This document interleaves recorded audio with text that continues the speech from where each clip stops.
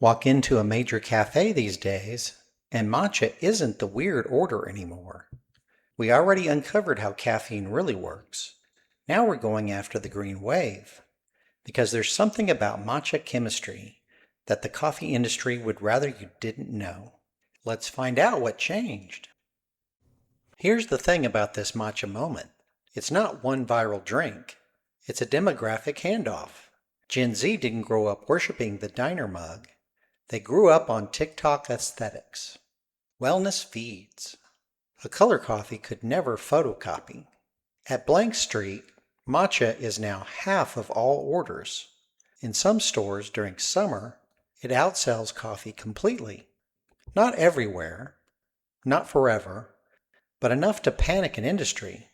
Meanwhile, startups selling strawberry matcha, birthday cake matcha, lavender cloud matcha, they build valuations that sound like tech IPOs. Not because the leaf is magic, because the drink is brand friendly. Green equals calm. Green equals clean. Green equals photogenic. Coffee owns brown. Brown equals burnt. Brown equals bitter. Brown equals the 6 a.m. grind your parents warned you about. Did you know? Matcha isn't new. Japanese tea ceremonies are centuries old. Monks whisked powdered green tea long before anyone filmed a pour. What's new is matcha as mainstream youth identity, the same way espresso once meant European sophistication. Now matcha means intentional living, and that distinction changes everything.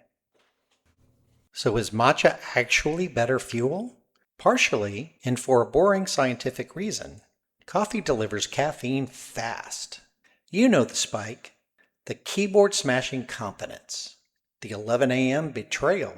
Matcha pairs caffeine with L-theanine, an amino acid from the same leaf. Studies suggest the combo softens the caffeine edge. Slower rise, less jitters, a steadier alert feeling that lasts longer. Your brain still gets the molecule, but the delivery curve is gentler. Think roller coaster versus escalator. Coffee shoots you up, then gravity does the rest. Matcha tries to keep you on the mezzanine. Researchers often describe L-theanine as promoting calm alertness. Not sedation, not a nap, more like focus with the volume knob turned down. Coffee blocks adenosine hard and fast. Matcha still blocks it, but the ride feels different. Side note, you're still drinking caffeine. This isn't a caffeine-free zen. It's caffeine with PR. And for a generation raised on anxiety headlines, that matters. Less, my heart is auditioning for a drum solo. More, I can focus and still feel like a person. Quick history check. Tea and coffee fought this battle before. Britain used to be a coffee nation. Then tea won for trade reasons. The colonies used to be a tea nation. Then coffee won as a protest. Twice a whole country flipped its drink. The chemistry didn't pick the winner. The culture did. But chemistry doesn't explain birthday cake matcha. The bigger engine is ritual redesign. Coffee's ritual is speed. Grab, guzzle, commute, done. Matcha's ritual is performance. Whisk, foam, hold the cup to the light, film the pour. The drink is half beverage, half content. That sounds shallow. Ritual tells a different story. Your brain responds to cues. The color, the preparation, the vibe. Matcha learned what coffee forgot. People don't just buy caffeine. They buy the story around the cup. And green tells a story brown can't right now. Calm focus. Soft ambition. Main character energy without the burnout montage. Coffee optimized for the commute. Matcha optimized for the camera roll. Iced coffee helped coffee fight back on aesthetics. But brown liquid in a plastic cup still loses to neon green in golden hour. And matcha is native to it. So is coffee losing on taste? Honestly, probably not. Most adults still prefer the flavor profile they grew up with. The problem is image. Coffee spent decades selling hustle. No sleep till the deal is closed. Espresso yourself. Don't talk to me before my first cup merch. Funny back in the day. Cringe armor for Gen Z. They watched millennials brag about burnout, then picked a drink that doesn't cosplay suffering. Coffee's reputation became jittery, acidic, aggressive, old. Matcha's reputation became gentle, photogenic, intentional, new. Same caffeine category, different emotional costume.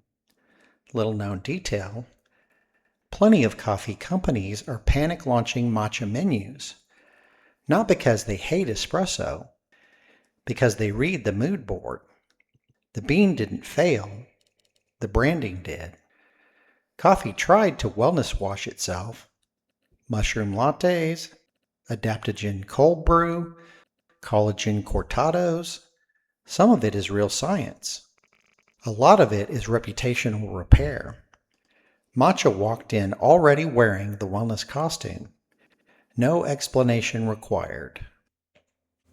So what do we call this? Let's go with the mood beverage wars. Team coffee versus team matcha isn't really a flavor fight. It's which drink matches the century you're living in. Industrial century wanted fuel, factory whistles, punch the clock. Coffee was perfect. Attention economy century wants optics, feeds, identity markers, a drink you can be seen holding. Matcha is perfect. That doesn't make coffee obsolete. It makes coffee poorly marketed to the newest wallet. The twist most coffee lovers miss, matcha isn't replacing your palate. It's replacing your mood board. And mood changes faster than agriculture. Coffee can adapt. It always has. Cold brew was a vibe pivot. Oat milk was a vibe pivot. The third wave made baristas into craftspeople. The next pivot might be admitting the hustle era is over, or at least selling something softer alongside the dark roast. So, should you switch? My verdict, neither one wins. But only one of them knows what decade it is. Matcha counters with a smoother caffeine curve and a calmer brand costume. Coffee still wins on speed, flavor depth, and history. Neither drink is fake. Neither is morally superior. You're choosing chemistry plus identity, not good versus evil, brown versus green. The question isn't which team wins. It's which cup matches the life you're actually living. Some mornings you need a rocket. Some afternoons you need a green ladder. What are you, Team Coffee or Team Matcha? Defend your team in the comments. No matter which side you're on, both cups are still caffeine and costume. If you enjoyed this morning cup of info, there's more where that came from. Like and subscribe to take the next journey.